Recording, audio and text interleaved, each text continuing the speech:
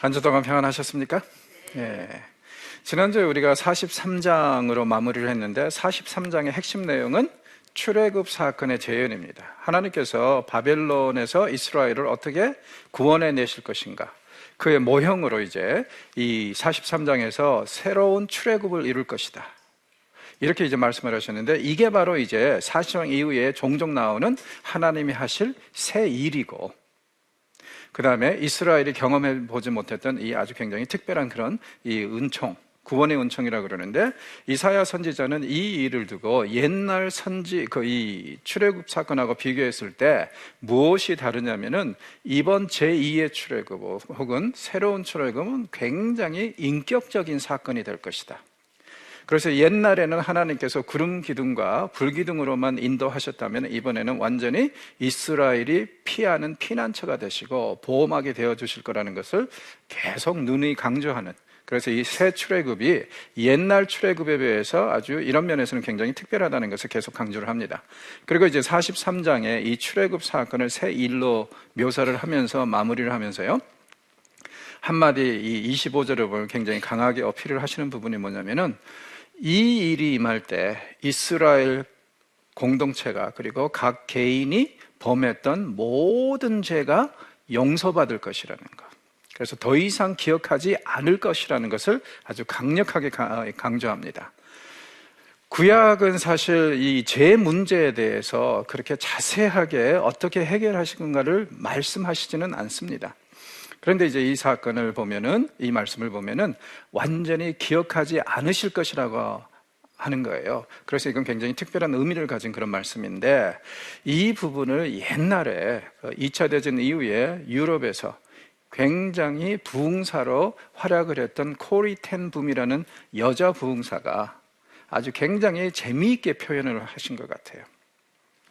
이걸 어떻게 표현을 하셨냐면은, 이제 그분의 얘기를 좀 이런 거예요. 하나님께서 우리의 죄를 용서하실 때는요, 큰 연못에다가 우리의 죄를 던지라고 하신다는 거예요. 그래서 딱 던지면은 어떻게 됩니까? 죄는 가라앉죠, 연못 안에. 그러면 위에는 뭐만 보여요? 물만 보이죠?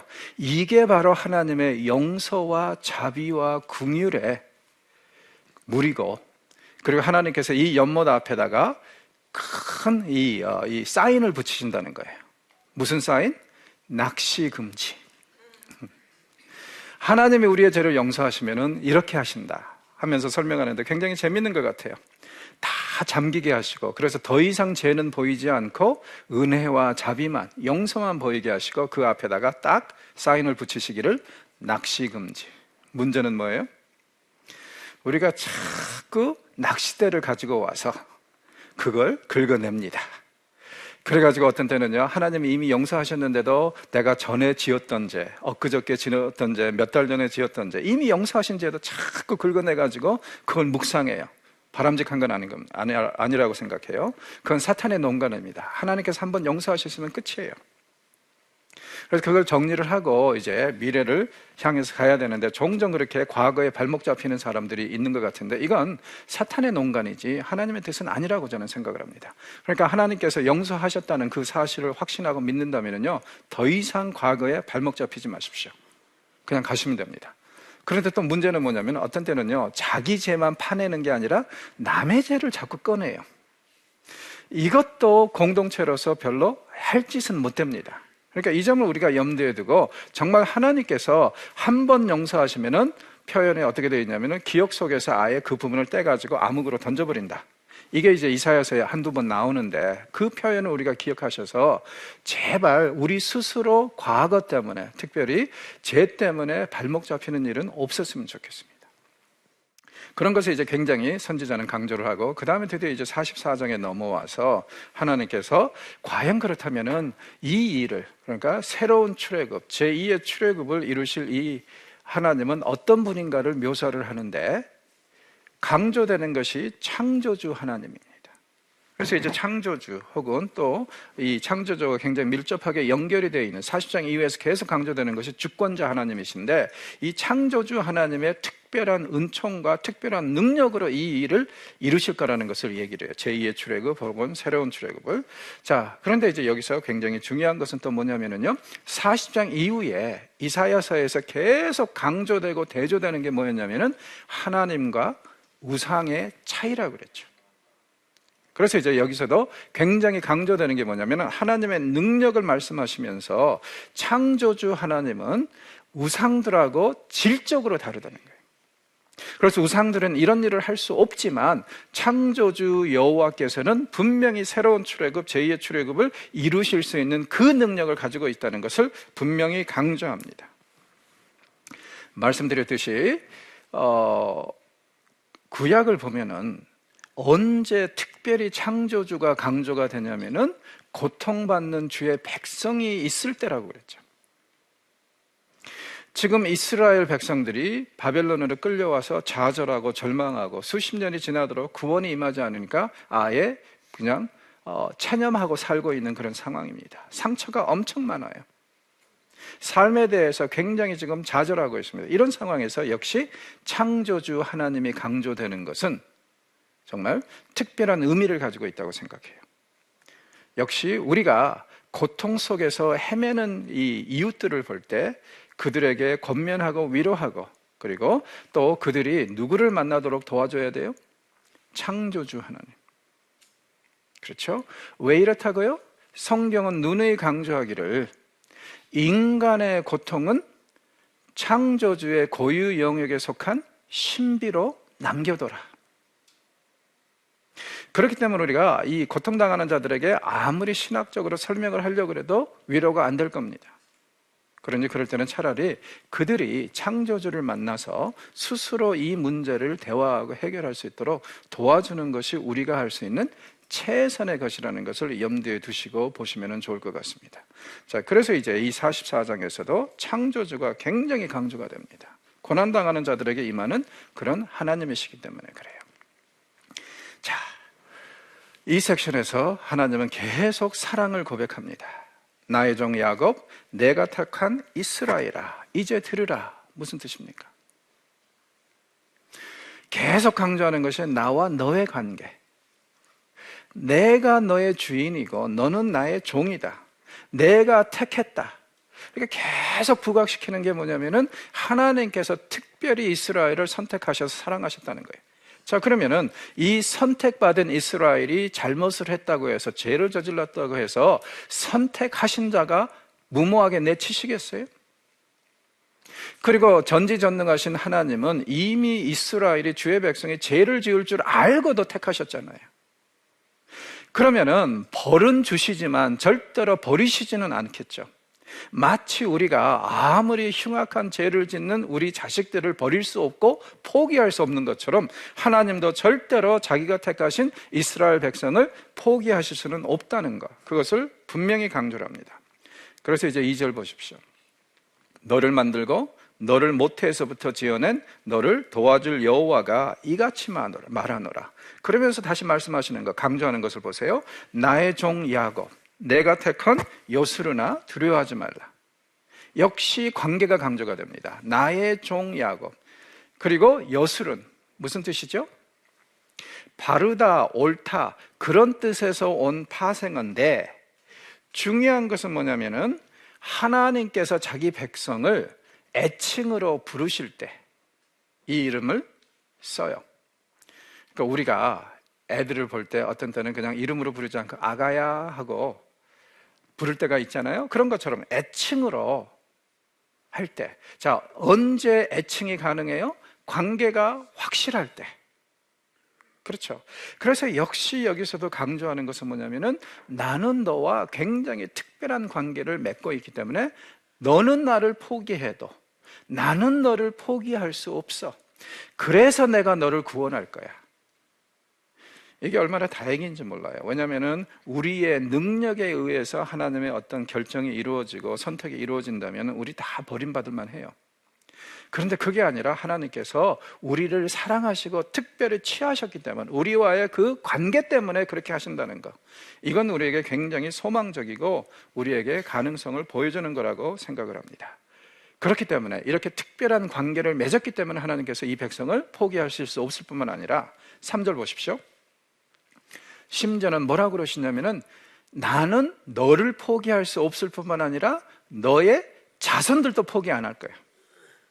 그래서 나의 영을 내 자손에게, 나의 복을 내 후손에게 부어주리니. 아브라함을 택하신 이후로 그의 후손들에게 계속 하나님께서는 축복해 주셨습니다. 그리고 그 축복이 바벨론의 포로 생활을 통해서도 끝나지 않을 거라는 거예요. 성경은 뭐라고 그럽니까? 하나님의 축복은 천대까지 간다고 그러죠. 영원 무궁토록 하나님의 축복이 임할 거라는 것을 그런 식으로 표현을 하는데, 하나님께서 하시는 말씀이 앞에서 뭐라고 그랬어요? 이스라엘을 두고 나의 벗 아브라함의 자손아 그랬죠. 이번에는 뭐라고 그러세요?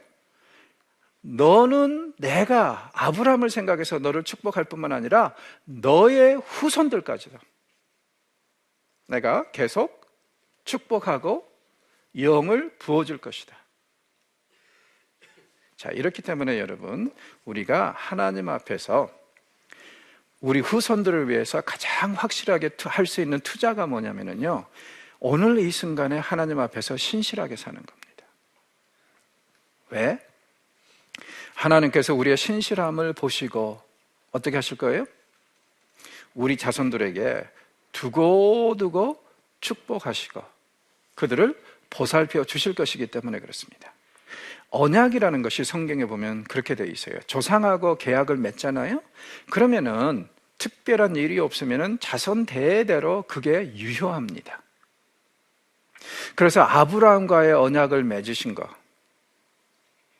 그게 지금 이스라엘 백성들에게 계속 유효한 것처럼, 그리고 예수님 시대까지 온 것처럼 우리와 하나님께서 계약을 맺으시면은 우리와 맺으신 계약이 우리 자손 대대로 주님 다시 오실 때까지 유효할 거라는 거예요. 그래서 제일 좋은 것은 우리가 미래 세대를 위해서 투자할 수 있는 것은 바로 이 부분이라고 저는 생각을 합니다. 오늘 이 순간에 우리가 하나님 앞에 신실해서 하나님의 축복을 받게 되면 그 축복이 우리 자손 대대로 갈 것이라는 거죠. 그러면 생각해 보십시오. 우리가 얼마나 돈이 많길래 우리 자손들이 몇십 세대가 지나고 난 다음에도 떵떵거리면서 충분히 잘 살 수 있는 그런 유산을 남길 수 있겠어요? 그런 거 없죠. 그러면은 결국에는 우리가 우리 후손들을 위해서 할 수 있는 최선의 투자는 뭐냐면 오늘 이 순간에 하나님 앞에 신실해서 하나님께서 우리 이 자손들을 축복해 주실 것을, 그 약속과 축복을 하나님께로부터 받는 것입니다. 그럼 우리가 죽은 지 수십 년이 지나도 수백 년이 지나도 하나님께서는 우리의 신실하심을 보시고 우리와 맺으신 약속을 생각하시면서 그들에게 복을 주실 것이라는 것, 그걸 분명히 또 본문이 얘기를 하고 있습니다. 자, 그날이 되면 하나님께서 출애굽의 역사, 새로운 역사를 쓰실 때 그날이 되면은요, 세상의 모든 만민이 자기가 다 하나님께 속했다는 것을 표현을 할 거라고 그래요. 그래서 여기 보면 이제 세 가지로 나오는데, 나는 여호와께 속하였다. 야곱의 이름으로 자기를 부를 사람들이 있을 것이다. 그 다음에 자기가 여호와께 속하였음을 선언하는 사람들이 있을 것이다. 그러니까 세 가지로 표현하자면 한결같이 뭡니까? 주의 백성들의 특별한 은총. 그리고 이 범위는요, 이스라엘뿐만 아니라 온 세상 사람들에게도 퍼진다는 것을 이런 식으로 이제 표현을 합니다. 언젠가는 하나님께서 온 세상 사람들을 구원하실 거라는 거. 자, 이사야는요 1장에서 굉장히 소박하게 시작을 했어요. 예루살렘과 유다에 대한 환상이다, 그렇게 말씀을 시작을 했는데 점차적으로 지금 범위가 넓어지고 여기서도 이제 암시되고 있는데, 좀 지나면 이제 65, 69장에 가면은 완전히 이사야의 그 비전이 범우주적인 꽃을 핍니다. 그래서 주의 백성의 범위가 이방인들도 포함하고 심지어는요 이방인들 중에서 제사장들이 나올 거라는 말씀이 나오는 게 바로 이런 이제 점차적으로 커가는 그런 비전 때문에 그렇습니다. 우리 모두는 어디선가부터 시작을 해야 돼요. 그래서 꿈을 꿀 때 분명히 우리가 할 수 있는 범위 내에서 실용적으로 시작하는 것이 좋습니다. 그러나 거기에 멈추시면 안 되고, 정말 언젠가는 주께서 기회를 주실 때는요 범우주적인 꿈, 범세계적인 꿈을 꿀 수 있는 그날을 기념하고 또 기대하는 것이 우리가 해야 될 일이라고 저는 생각을 합니다. 이것을 이제 영어로 말하면은 act locally, think globally 이런 말이 있어요. 그러니까 생각은, 행동은 어떻게 하라고요? 내가 할 수 있는 범위에서 실용적으로, 실질적으로 잘 하라 이거예요. 그러나 항상 생각은 어떻다고요? 세계적으로 좀 세상을 품는 생각을 가지라. 이게 우리에게 굉장히 필요한 것 같습니다. 자, 하나님은 창조주의 그 이 의미를 강조하시면서 나 외에는 다른 사람 없다고 선언을 하시면서 이렇게 얘기합니다. 나는 처음이요, 나는 마지막이라. 신약에서는 이걸 뭐라고 표현해요? 나는 알파요 오메가라. 그렇죠? 나 외에는 다른 신이 없느니라. 그러니까 하나님은 처음이자 마지막, 그리고 그 사이에 어떠한 신도 없다. 세상의 유일하신 신이 하나님이라는 것을 이런 식으로 표현합니다. 이런 처음이자 마지막인 하나님이 바로 누구냐면은 너희의 신이라는 거예요. 그러므로 8절 보세요. 너희는 두려워하지 말라. 세상의 유일하신 하나님이 너희들의 신이니 뭐가 두렵겠느냐. 그리고 내가 예로부터 너희에게 듣게 하지 아니하였느냐, 알리지 아니하였느냐. 하나님의 예언의 능력을 또 강조하고 있죠. 하나님은 어떤 분이시냐면 태초부터 종말까지 지배하시는 분일 뿐만 아니라 더 나아가서 유일하게 세상의 일을 계획하시고 진행하시고 더 나아가서 미리 주의 백성들에게 예언하신 분이라는 거예요. 이거와 연관된 게 뭐죠? 세일이죠. 하나님께서는 이미 태초 때부터 세일이 될 것을 선언하셨다는 거예요. 이 세일이 뭐라고요? 출애굽의 제2의 출애굽의 역사, 바벨론에서부터 돌아올 것이라는 거. 옛날에 이집트에서 돌아왔던 것처럼 더 나아가서 이 새 일을 이루시는데 그 도구가 굉장히 특별하죠. 누구예요? 고레스. 조금 이따 이제 44장 마지막 부분에 보면 노골적으로 이름이 나옵니다. 그러니까 전혀 들어보지도 못하고 하나님께서 이방 왕을 쓰셔서 자기 백성을 구원하실 일이라는 것은 아무도 상상하지도 못했잖아요. 그런데 이 일을 하나님께서는 이미 오래전부터 계획하셨고 예언하셨다 이거예요. 그러므로 우상들은 하루 후에 일어날 일도 예언하지 못하는데 하나님께서는 태초 때부터 이 말씀을 이미 선언하셨다. 그러니 하나님께서 하시는 말씀이 8절 중간에 나 외에 신이 있겠느냐? 없어요. 세상의 유일하신 신은 하나님뿐이십니다.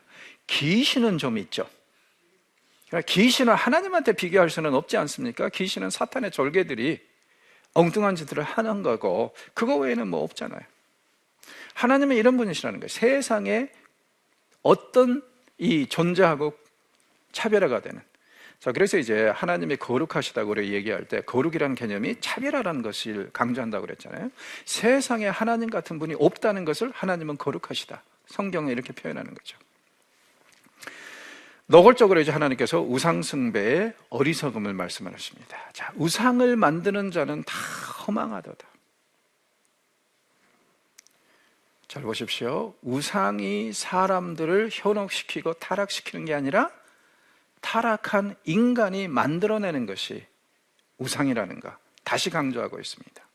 그래서 우상을 만드는 자는 다 허망하도다. 그렇죠? 10절 신상을 만들며 무익한 우상을 부어 만든 자가 누구냐? 누구예요? 인간들이죠. 그러니까 신상 자체가 어떤 능력을 가진 것이 아니라 인간이 그 능력을 신들에게 부여했다는 거죠. 이게 우상이라는 거예요. 자, 문제는 뭐예요? 이 신상을 만든 자들 결국엔 누구예요? 심지어는 신적인 인품을 가진 자들도 아니고 대장장이들이 만들었다.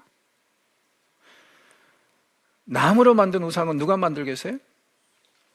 목공소에서 뭐 대충 제작을 하겠죠. 그러면 결국에는 목공소에서 일하던 대장간에서 일하던 간에 이 우상들을 만들어내는 자들, 심지어는 돌로 만들면은 채석장에서 일하는 사람들이 만들겠죠. 그러니까 다 사람이라는 거죠. 사람이 우상들을 만들어내는 거지 우상들이 사람을 현혹시키고 타락시키는 것이 아니라는 것. 그것을 이제 이 선지자는 누누이 강조합니다. 자, 그래서 이제 그 표현을 이런 식으로 표현하죠. 철공은 철로 연장을 만들고 숯불로 일하며 망치를 가지고 그것을 만듭니다. 자, 그런데 이제 문제가 생겼어요.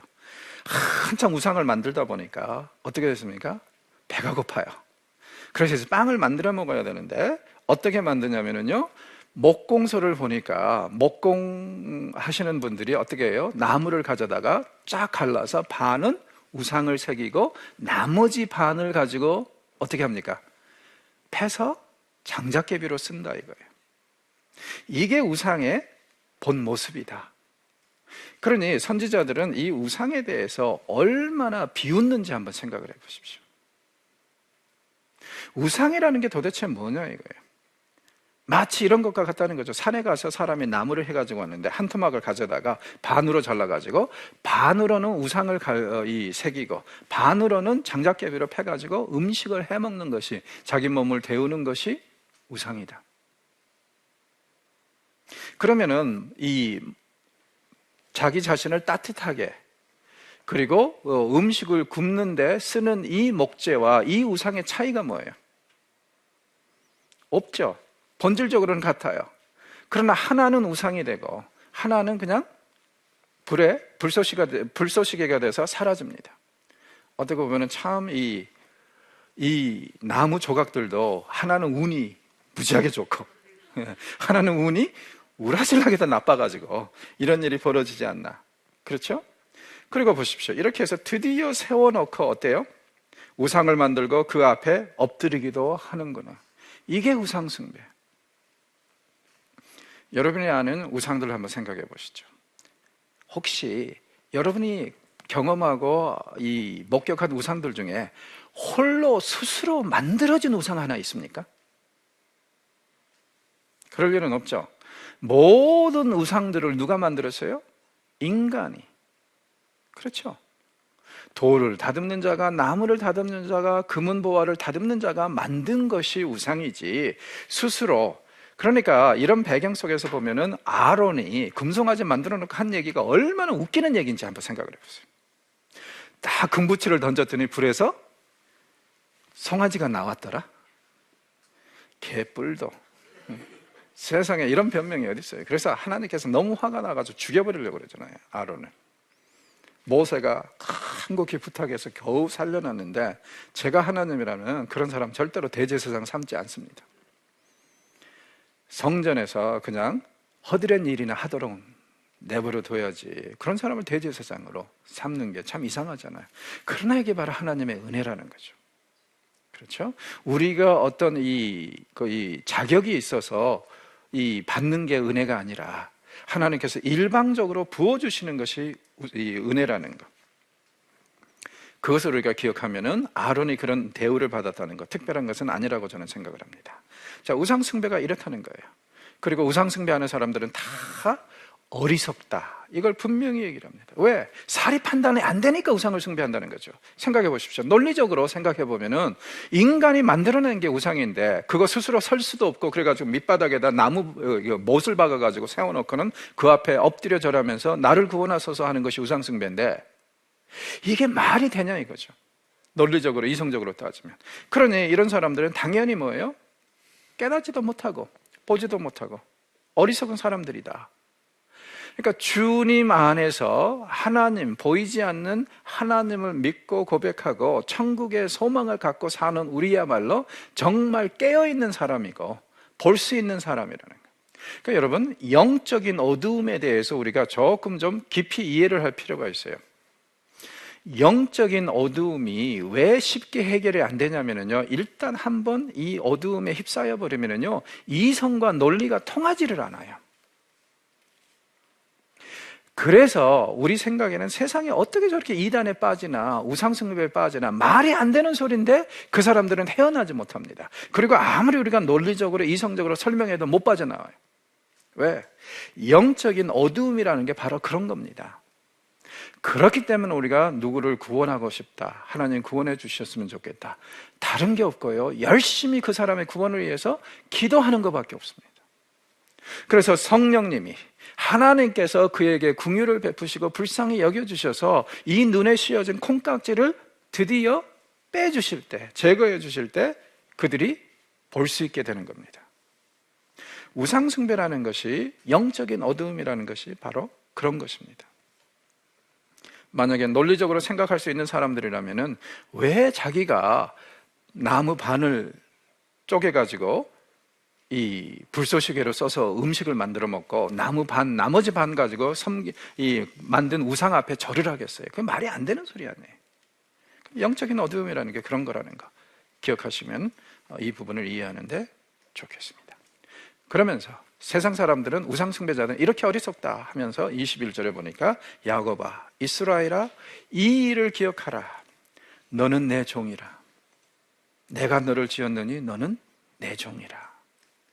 이스라엘아 너는 나에게 잊혀지지 아니하리라. 여기에 하나님의 소망이 주시는 소망이 있습니다. 역시 강조되는 게 뭐예요? 관계. 너는 내 종이라. 내가 지은 피조물이라. 너는 내 종이라. 3번이나 강조하죠. 그렇기 때문에 하나님은 어떻다고요? 절대 너를 잊지 않을 것이다. 여러분, 우리는 때로는 하나님을 잊을 수 있어요. 그런데 하나님은 어떻다고요? 절대로 잊지 않으실 것이다. 여기에 소망이 있습니다. 이건 마치 표현을 하면은요, 우리가 하나님의 손을 잡으면 어떤 데는 힘이 빠지고 그러면 우리가 놓칠 수 있잖아요. 그런데 하나님께서 우리 손을 잡아주세요. 그러면 우리 손이 힘이 빠지든 어떻든 간에 중요하지 않습니다. 왜? 하나님이 놓지만 않으시면 우리는 끝까지 하나님에 붙들려 가니까. 여기서 하시는 말씀이 바로 그거예요. 나는 절대 너를 잊지 않을 것이다. 제가 왜 이 이사야서 40장 이후를 힘들고 어려울 때 묵상하라고 하는지 이해가 가시죠? 계속 이것은 구구절절한 하나님의 사랑 고백입니다. 너는 나를 잊어도 나는 너를 잊지 않을 것이다. 자, 과연 그렇다면 하나님께서 어떤 방식으로 이스라엘에게 새로운 출애굽을 주실 것인가? 제2의 출애굽을 재현하실 것인가? 이 섹션에서는 강조하는 것이 바로 고레스를 통해서 그 일을 하시겠다는 거예요. 고레스는 누구라고요? 페르시아의 황제입니다. 제왕이에요. 그리고 이 사람이 별로 피를 흘리지 않고 539년에 바벨론을 점령한 사람입니다. 그리고 이듬해 이 일을 기념하기 위해서 바벨론에 끌려와 있던 모든 민족들을 자기 나라로 돌려보낸 사람이에요. 종교의 자유를 주고. 하나님께서 이 사람을 미리 태초 때부터 쓰시려고 준비를 하셨다는 겁니다. 그래서 이 사람이 이때 그러니까 이스라엘에게 구원을 주는 이 순간까지 승승장구하도록 그렇게 하셨다는 내용이 이제 이 섹션에 기록이 되어 있습니다. 선지자는 이렇게 표현하죠. 내 구속자여 모태에서 너를 지은 나 여호와가 이같이 말하노라. 나는 만물을 지은 여호와라. 홀로 하늘을 폈으며 나와 함께한 자 없이 땅을 펼쳤고. 자, 하나님께서 천지를 창조하실 때 항상 강조하는 게 뭐예요? 홀로 하셨다는 것. 세상에 그 누구도 그에게 지혜를 주신 적이 없다는 것. 하나님은 스스로 지혜로우시고 하나님은 스스로 세상을 태초 때부터 통찰하신 분이라는 것을 이런 식으로 표현을 합니다. 자, 하나님께서 과거에 세상을 창조하신 하나님께서 이제는 현재를 주관하신다고 합니다. 전혀 걱정하지 마라. 내가 다 모든 것을 회복할 것이다. 그 말씀을 하세요. 그리고 미래에 대해서 말씀하시죠. 과연 그렇다면 이 구원이 어떻게 임할 것인가? 고레스를 통해서 하실 거라고 28절이 구체적으로 얘기를 합니다. 고레스에 대하여 이르기를 내 목자라. 그가 나의 모든 기쁨을 성취하리라. 예루살렘에 대하여는 이르기를 증거하여야 하며 성전에 대하여는 내 기초가 놓여지리라. 예루살렘이 지금 폐허가 되어 있어요. 이때가 지금 한 540년 된다고 그랬었죠? 540년대에 예루살렘은 폐허가 되어 있고 성전은 불에 타서 지금 그대로 남아 있습니다. 그런데 이 예루살렘을 재건하고 성전을 다시 복원하는 게 누구의 몫이라고요? 고레스의 몫. 그럼 고레스가 하나님을 알아요? 아니요. 하나님도 말씀하시기를 고레스가 자기를 모른다고 하세요. 그런데 하나님께서 이 고레스를 써서 자기 도성과 그 다음에 자기 성전을 재건하도록 하시겠다고 선언하십니다. 왜 이런 일이 가능해요? 어떻게 이런 일이 가능합니까? 하나님은 어떤 분이세요? 창조주이시고 그 다음에 세상을 지배하시는 분이시기 때문에 심지어는 하나님을 모르는 사람들까지도 사용하셔서 자기의 역사를 이루어 가시는 분이 하나님이시기 때문에 가능합니다. 그래서 고레스는 모르지만 하나님은 그를 아세요. 역시 이게 굉장히 중요한 거죠. 그래서 하나님은 이 고레스, 이방왕을, 하나님을 모르는 사람을 사용하셔서 자기의 역사를 이루어 가십니다. 번번이 누누이 말씀드리지만은 하나님께서 사용하셨다고 해서 하나님이 그를 인정하는 것은 아닙니다. 하나님은 경우에 따라서는 사탄도 사용하십니다. 그렇기 때문에 이단 괴수들이 자기에게 뭐 이 은사가 나타나고 하나님께서 뭐 교통한다고 해서 자기를 쓴다고 해서 그거 현혹되지 마십시오. 다 거짓입니다. 심지어는 신약에 보면 예수님께서 그런 말씀도 하시잖아요. 양과 염소를 대조하실 때 염소들이 와가지고 뭐라 그래요? 나는 다 주님의 이름으로 이런 이적을 베풀었고 저런 걸 했다고 그러잖아요. 그런데 하나님께서 뭐라 그러세요? 떠나라. 그러니까 하나님의 이름을 읽어먹고 심지어는요, 하나님의 이름으로 이적을 행한다고 해서 하나님이 알고 인정하는 사람은 아닐 수도 있습니다. 그런데 현혹되지 않았으면 좋겠습니다. 자, 고레스를 뭐라고 표현하는지 보세요. 45장 1절에 보면은 여호와께서 그의 기름 부음을 받은 고레스, 기름 부음을 받다? 이게 이제 히브리어로 말하면 메시아입니다. 하나님께서 쓰시는 종을 이런 식으로 표현하는 경우가 많아요. 메시아 하면은 그러니까 하나님께서 기름 부음을 주신 자. 고레스, 이 사람에 대해서 이같이 말씀하시면서 뭐라 그러냐면 내가 그의 오른손을 붙들고 그 앞에 열국을 항복하게 하며 내가 왕들의 허리를 풀어 그 앞에 문들을 열고 성들이 닫히지 못하게 하리라.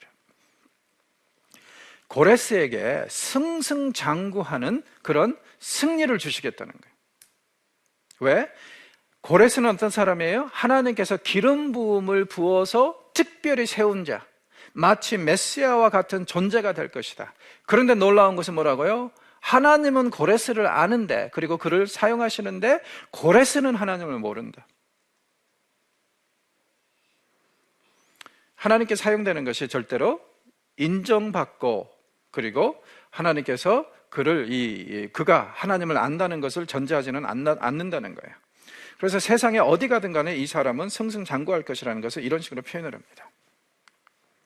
자, 왜 고레스를 택하시고 그렇게 메시아 같은 존재로 세우셨는가? 4절 보십시오. 내가 나의 종 야곱, 내가 택한 자 이스라엘, 곧 너를 위하여 내 이름을 불러 너는 나를 알지 못하였을지라도 내게 칭호를 주었느니라. 고레스에게 하시는 말씀이에요.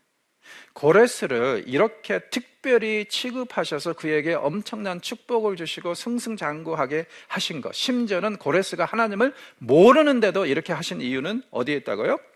하나님의 종 야곱, 곧 이스라엘을 위해서, 예루살렘을 재건하기 위해서, 성전을 다시 세우기 위해서 고레스를 쓰신다는 얘기입니다. 다시 한번 강조하시기를 5절 보십시오. 너는 나를 알지 못하였을지라도 나는 내 띠를 동일 것이요. 고레스야, 너는 나를 모르지만 나는 너를 알아. 그리고 내 백성의 구원을 위해서 내가 너를 사용할 거야. 뭐처럼요? 마치 이 경우에는 메시아처럼 사용할 것이다. 이것을 이제 선언하고 계십니다. 자, 그렇다면은 사람들이 불만을 토할 수도 있잖아요. 아니, 왜 고레스는 사용하고 우리는 사용하지 않고, 그리고 하나님께서 거룩하신 일을 하시는데 거룩한 백성을 사용하셔야지 왜 이방인을 사용하느냐. 자, 7절에서 하나님은 간접적으로 이렇게 답을 하십니다. 나는 빛도 짓고 어두움도 창조하며 나는 평안도 짓고 환난도 창조하느니 나는 여호와라. 무슨 뜻이에요? 나는 절대적인 주권자라는 거예요. 세상을 빛나게도 하시지만 어둡게도 하시고, 사람들이 말을 잘하게도 해주시지만 또 벙어리도 만드시고, 이런 이제 절대적인 창조의 능력을 가지시고 이 통치의 능력을 가지신 분이 하나님이기 때문에 하나님이 이렇게 하시고 저렇게 하시는 거에 대해서 시비 걸지 말라 이거예요. 나중에는 이제 이것을 어떤 식으로 표현하냐면은 토기장이 비유로 표현을 합니다. 토기장이가 진흙을 한 더미 가지고요, 그릇을 만드는데 자기 마음대로 만들지, 누구의 조언에 따라서, 심지어는요, 이 토기가 그거 잘못됐다고 할 때 그 말을 들어야 돼요? 아니죠. 토기는 그냥 하나님의 손에 그 토기장에 주어진 진흙에 불과하지 않습니까? 그러니까 그 진흙을 가지고 토기장이가 무엇을 만들든 간에 그 진흙이 왈가왈가할 사실은 아니죠. 그걸 이제 강조하기 위해서 토기장의 비유로 이제 하나님의 절대적인 축복을 얘기하는데, 여기서는 이제 어떤 식으로 표현하냐면은 극단적인 대조, 빛과 어두움, 평안과 환란, 이거 다 하나님께 주장하시는 거라는 거예요. 그러니 여러분, 우리가 평안을 누린다, 하나님께 감사할 이유가 있습니다. 주권자가, 전능자가 우리에게 주시는 것이 평안이기 때문에 그렇습니다. 그리고 이 전능자는 보십시오. 하늘이여 위로부터 공의를 뿌리며 구름이여 의를 부을지어다. 땅이여 열어서 구원을 싹트게 하고 공의도 함께 움돋을게 할지어다. 무슨 뜻이에요? 하나님께서 이렇게 절대적인 주권을 가지고 세상을 통치하시는 목적이 어디 있습니까? 이 땅에 공의와 정의가 하수처럼 흐르게 하기 위해서, 하나님의 나라가 이 땅에 임하기 위해서 이런 일을 하신다는 거예요. 그러니까 절대적인 하나님의 주권, 거기에 나가서 하나님의 창조 능력은 근본적으로 무엇을 위해서, 어떤 일을 하기 위해서 그 능력이 쓰이냐면은 이 땅에 참 평안과 기쁨과 풍요와 공의와 정의가 임하도록 하기 위해서라는 겁니다. 그리고 우리도 작은 메시아들로서, 하나님의 대변인이고 하나님의 파견자들로서 이 땅에서 추구해야 되고 노력해야 될 게 뭐예요? 공의와 정의가 이 땅에 가득 차게 하기 위해서 우리는 최선을 다해야 됩니다. 하나님의 손과 발이 돼서 이런 일을 우리가 해야 된다는 거예요. 자, 역시 여기서 이제 하나님의 주권을 다시 한번 강조하면서 드디어 토기장의 비유가 나옵니다. 토기장이가 그릇을 만들었는데 누가, 어떤 진흙이 그 그릇이 왜 이 땅으로 만드셨습니까? 하고 항의할 수 있느냐 이거예요.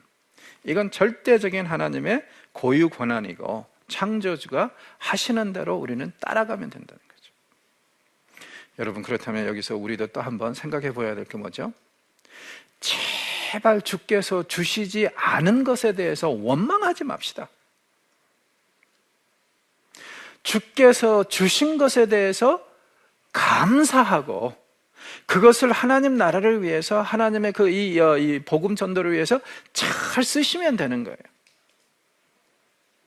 종종 사람들이 자기가 가진 것에 대해서 감사하지 못하고 갖지 못한 것에 대해서 원망하는 경우들이 있잖아요. 마치 저거하고 좀 비슷한 것 같아요. 5달란트, 2달란트, 1달란트 비유해서 1달란트를 받은, 사실은요 5달란트나 1달란트나 엇걱거리기는 마찬가지예요. 우리가 도저히 상상할 수 없는 엄청난 돈이거든요. 1달란트라 그러면은요 금 35kg 정도 되는데 요즘 하면은 몇십억 되겠죠? 그러니까 5달란트나 1달란트나 엇걱거리기는 마찬가지인데, 이 1달란트 받은 자가 한 얘기가 뭐였죠? 주께서는 분명히 이것에 대해서 찾으실 것이다. 그러니까 잠 숨겨놨다가 이렇게 이렇게 대충 쓰자. 이 사람 내가 볼 때는 불만주의자예요. 갖지 못한 것에 대해서 참 미련이 많은 사람인데, 그러면 안 되죠. 이미 주신 것에 감사하면서 그 범위 내에서 우리가 최선을 다하면 되는 겁니다. 왜? 주신 분도 하나님이시고 주시지 않은 분도 하나님이시라고 우리가 인정한다면, 그렇다면은 가지지 못한 것에 대해서 원망할 필요는 없다고 저는 생각을 해요. 주신 것에서 최선을 다하면 됩니다. 왜? 하나님의 주권과 창조 능력이 그렇게 결정하셨기 때문에 그렇습니다. 저도 하나님한테 불만은 많죠. 갖지 못한 것에 대해서 가끔 가다가 좀 이렇게 시비를 걸 때가 있어요. 그러나 그건 이제 순간적이고, 또 되돌아보면 또 주신 것이 참 많더라고요. 그러니까 그것에 대해서 감사하고 이 주신 것 범위 내에서 제 최선을 다하면 되는 거죠. 그렇죠? 자, 하나님께서 이렇게 이제 모든 일을 창조주로서 계획하실 거라는 것을 분명히 얘기를 하면서 이 섹션을 이제 마무리하는데, 역시 강조하는 것은 뭐냐면 하나님의 창조 능력. 그렇죠? 그리고 그동안에 하나님이 어떻게 보면은 숨겨져 있는 하나님이었다는 거 인정을 하세요. 15절 보면은 구원자 이스라엘 하나님이요 진실로 주는 스스로 숨어 계시는 하나님이십니다. 그러나 앞으로는 숨어 계시지는 않을 거라는 것을 분명히 선언하는 부분이 있고, 그 다음에 그동안에 하나님께서 직접적으로 관여하지 않으신 것이 마치 숨어진 것처럼 보인다면은 앞으로는 어떻게 할 거라고요? 분명히 자기 자신을 드러내서 이 일을 이루실 것이라는 것을 강력하게 얘기합니다. 즉 다시 말해서 제2의 출애굽은 누가 주도하신다? 하나님이 주도하시고 하나님이 확실하게 보여주신다. 그것을 강조를 합니다. 역시 이제 이런 일을 하실 수 있는 것. 왜 그렇다고요? 창조주시기 때문에. 그래서 18절 같은 데 보면 그가 땅을 지으시고 그것을 만드셨으며 그것을 견고하게 하시되 혼돈하게 창조하지 아니하셨고 사람이 거주하게 그것을 지으셨으니 나는 여호와라 나 외에 다른 이가 없느니라. 하나님께서 천지를 창조하실 때 혼돈하지 않도록 만드셨다. 무슨 뜻이죠? 성경에 보면은 이 창세기 1장 2절에 먼저 혼돈과 공허란 말이 나오죠. 근데 이걸 어떤 상황을 묘사를 하냐면은 사람이 살 수 없는 상황을 혼돈과 공허라고 그래요. 하나님께서 천지를 창조하실 때 원래는 혼돈과 공허가 지배하는 그 세상이었는데 이것을 하나하나 정리하시고 자리를 만들어 가심으로 인해서 사람이 살 수 있도록 만들어 주신 게 세상입니다. 그래서 여기 보면은 하나님께서 천지를 창조하셨을 때 혼돈으로 만드시지 않고 아름답게 사람이 거주하도록 그렇게 만드셨다는 거. 그러면 생각해 보세요. 하나님께서 세상을 아름답게 만들으셨다는 것을 이렇게 얘기를 하고 사람이 적절하게 살 수 있도록 만드셨다는데 지금 주의 백성들이 타국에 끌려와 있어요. 그러면 쉽게 말해서 주의 백성의 나라가 텅 비어 있지 않습니까? 그러면 지금 이 말씀은 무슨 뜻이냐면 분명히 그 주의 백성의 나라를 다시 채우실 것이라는 얘기죠. 누구로? 주의 백성들로. 그러니까 분명히 회복될 것이라는 것을 이런 식으로 이제 표현을 하고 있습니다.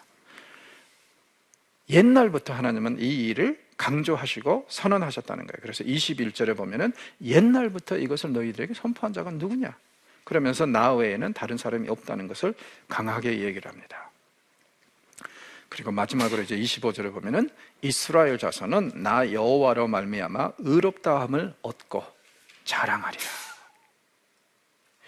우리의 의가 우리의 어떤 노력이나 이런 것으로 되지 않고 우리가 하나님을 아는 것에서 비롯된다는 것.